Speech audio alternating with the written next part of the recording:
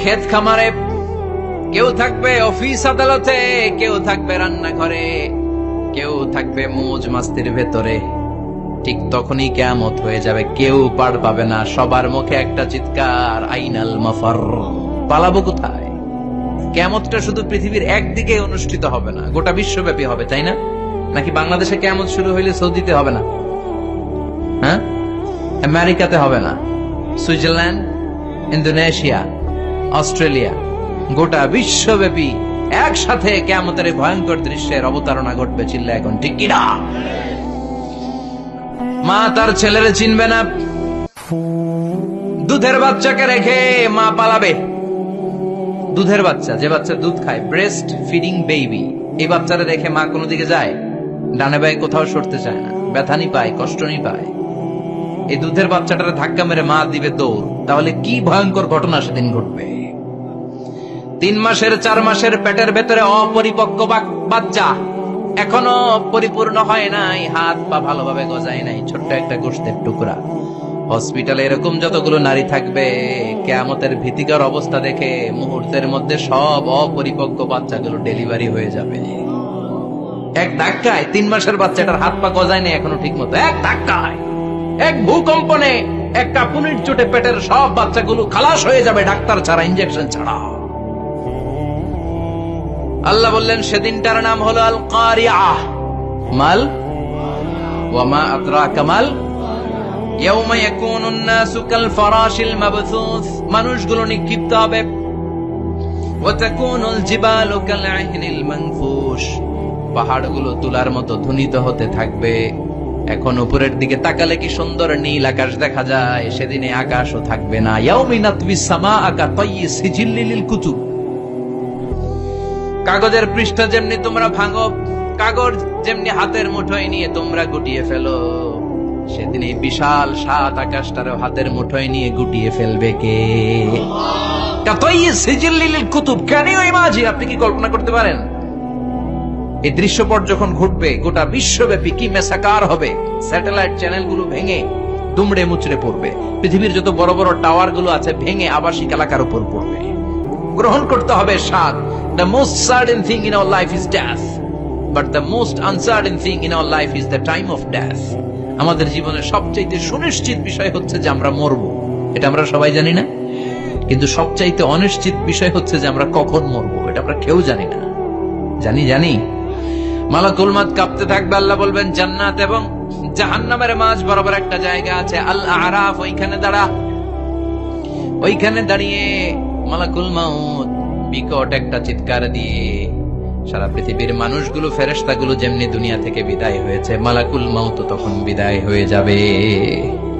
সেদিন বিকট একটা চিৎকার মেরে তিনি বিদায় হবেন। বিশ্বনবী বলেন মালাকুল মাউতের মরণের সময় সেই চিৎকারটা ওই দিন এত ভয়ঙ্কর হবে, দুনিয়াতে যদি তখন মানুষ থাকতো, কিয়ামত ঘটানোর জন্য আলাদা করে ইসরাফিলের সিংগায় ফুৎকার দেওয়ার আর দরকার হতো না। মালাকুল মাউতের মরণের কষ্টের ওই চিৎকারের আওয়াজ শুনলে মানুষগুলো সব কানের পর্দা ফেটে জমিনের মধ্যে তখনই লাশ হয়ে পড়ে যেত। মালাকুল মাউত এখন আর নাই, ডানে বায়ে সামনে পেছনে কেউ নাই, একজন ছাড়া, তিনি কে? আল্লাহ তখন বলবেন ইয়া আরদু আইনা নাহারুকি, পৃথিবী তোর নদীগুলো কই, বিল্ডিং গুলো কই, রাজা বাদশা গুলো কই, পৃথিবীর নাজ নিয়ামত কই, ভোগের দুনিয়া আজকে কোথায়, অহংকার দাপট আর ক্ষমতার বড়াই আজকে কোথায়? লিমানিল মুলকুল ইয়াউম, who belongs the kingdom today, আজকে ক্ষমতা কার?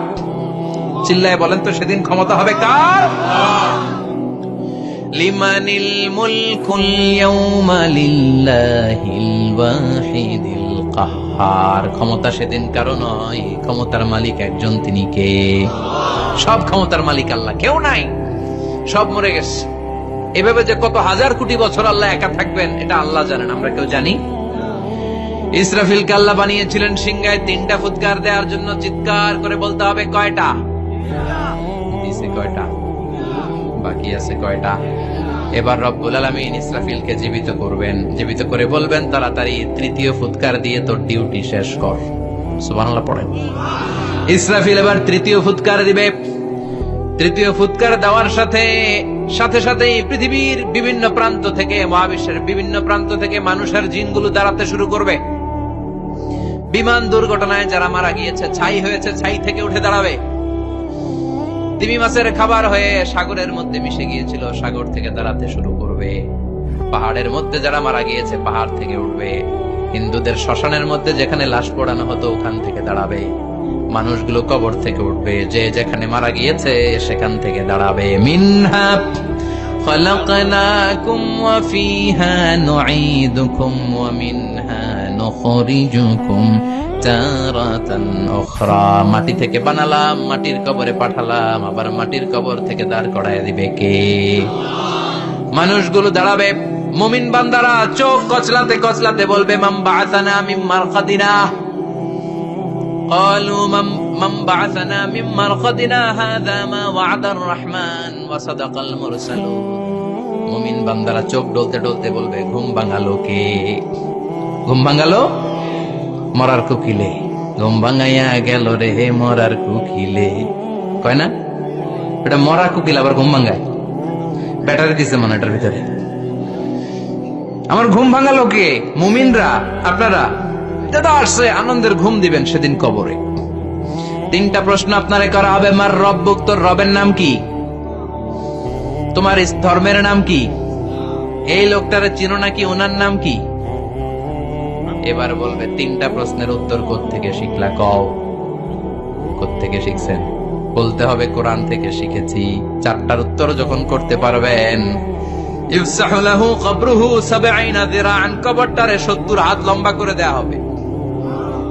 ওয়া ইফতাহু লাহু বাবুন ইলাল জান্নাহ, আপনার কবরের ভেতরে থেকে জান্নাতের দিকে একটা ঘর করে দেয়া হবে। জান্নাতের সুঘ্রাণওয়ালা সুবাতাস আপনার কবরের মধ্যে এসে ধাক্কা মারবে।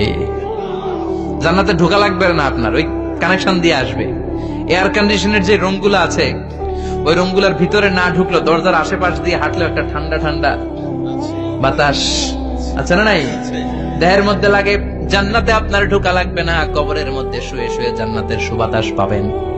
এবার বলবে ফায়ুলবাসু লিবাসু আহলিল জান্নাহ, জান্নাত থেকে আনা 2টা জান্নাতি সেট পোশাক আপনারে পরিয়ে দেয়া হবে। এবার আপনারে বলা হবে আহলান ওয়া সাহলান, কংগ্রেচুলেশন, খুশ আমদেদ, তোমার জন্য কংগ্রেচুলেশন, সুস্বাগতম। তিনটার পরে চতুর্থ প্রশ্নের উত্তর পেরেছ, জান্নাতের পোশাক তোমারে পরিয়ে দিলাম, আর কোনো কাজ নাই, এবারের মতো খেলা শেষ, এবার ঘুমাও। কি করো? কথা বলেন। ঘুমাও। নাম কানাউমিল আরুস, বাসর রাতে বর যেমনি কনেকে নিয়ে শান্তির ঘুম দেয়, এরকম ঘুম দাও। তোমার ঘুম কেউ ভাঙাতে পারবে না, ইসরাফিলের 3 নাম্বার ফুৎকার ছাড়া। সুবহানাল্লাহ পড়বেন না? সেই ঘুম ভেঙে যাবে, চোখ ডলতে ডলতে বলবে, মান বাআসানা মিন মারকাদিনা হাযা মা ওয়া'দার রাহমান ওয়া সাদাকাল মুরসালুন। চোখ ডলতে ডলতে বলবে, কে আমাদের ঘুম ভাঙালো? ফেরেশতারা বলবে, হাযা মা ওয়া'দার রাহমান, এটা সেই দিন যে দিনের ওয়াদা দিয়েছে কে? আজকের দিনটা হলো ফাইনাল দিন, আজকের খেলাটা হবে ফাইনাল খেলা, দ্য ফাইনাল ডে। আজকে বিচারের দিন। ওই যে শুনছিলা জাররা জাররা বিচার হবে, ওই বিচার আজকে অনুষ্ঠিত হবে। পৃথিবীর বুকে যে বিচারগুলো হয় নাই, সেদিন ওই বিচারগুলো করবে কে? পৃথিবীর বুকে যে ধর্ষণের বিচার হয় নাই, ওই দিন ওই ধর্ষণের বিচার আছে না নাই? পৃথিবীর বুকে যে অন্যায় ভাবে বিচার বহির্ভূত হত্যাগুলো করা হয়েছে, ক্রস ফায়ার গুলো দেওয়া হয়েছে, গুম করা হয়েছে, খুন করা হয়েছে, সেদিন এই বিচারগুলো আছে না নাই? পৃথিবীর বুকে জুলুম করে একজনের জমি আরেকজন মাইরা খাইছে, ওনার দাপট ছিল, ওনার উপরে কোনো কথা ছিল না গ্রামে, কিন্তু কিয়ামতের ওই কঠিন দিনে এগুলোর বিচার আছে না নাই? বিচার যদি না থাকতো, all the worldly life it's a joke. বিচার না থাকলে পৃথিবীটা একটা জোক, একটা খেলাধুলা। অবশ্যই বিচার থাকতে হবে, বিচারের কাঠগড়ায় তোমাকে দাঁড়াতে হবে। চিল্লা এখন ঠিক কিনা? সবাই দাঁড়াবে। The day of resurrection, the day of qiyamah, al-qari'ah, mal wa ma adraka mal